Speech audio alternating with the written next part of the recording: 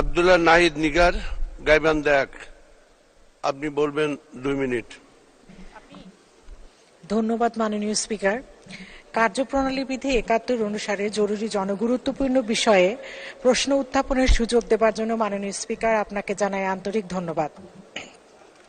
উক্ত বিধি অনুসারে আমি স্বাস্থ্য ও পরিবার কল্যাণ মন্ত্রণালয়ের মাননীয় মন্ত্রীর মনোযোগ আকর্ষণ করে একটি নোটিশ জমা দিয়েছি। উক্ত নোটিশে উত্থাপিত বিষয় গাইবান্ধা জেলার সুন্দরগঞ্জ উপজেলার স্বাস্থ্য কমপ্লেক্স মেরামত এবং রোগ নির্ণয় যন্ত্রপাতি স্থাপন ও জনবল নিয়োগ প্রসঙ্গে জাতির জনক বঙ্গবন্ধু শেখ মুজিবুর রহমানের প্রাণ ও আদর্শের সুযোগ্য উত্তরসূরি মাননীয় প্রধানমন্ত্রী শেখ হাসিনার নেতৃত্বে গত 15 বছরে বাংলাদেশের সকল খাতে যে অভূতপূর্ব উন্নয়ন সাধিত হয়েছে, স্বাস্থ্য খাত তার মধ্যে অন্যতম। মাননীয় স্পিকার, সুন্দরগঞ্জ উপজেলার স্বাস্থ্য কমপ্লেক্সে প্রতিদিন গড়ে 250 জন রোগীকে আউটডোরে চিকিৎসা সেবা দেওয়া হচ্ছে এবং ভর্তি হচ্ছে 100 জন রোগী।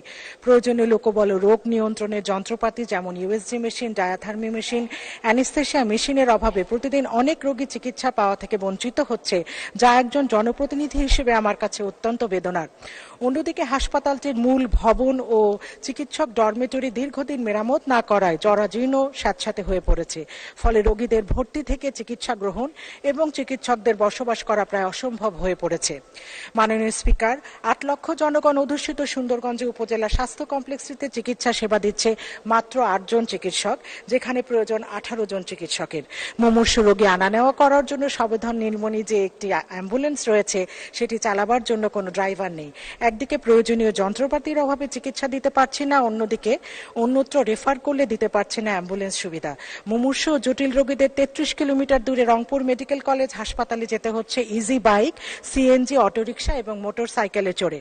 মাননীয় স্পিকার, এই বিষয়গুলোকে যথাযথ গুরুত্ব দিয়ে যত দ্রুত সম্ভব ব্যবস্থা গ্রহণের জন্য আপনার মাধ্যমে মাননীয় মন্ত্রীর কাছে সবিনয়। ধন্যবাদ মাননীয় সদস্য, আপনাকে অসংখ্য ধন্যবাদ।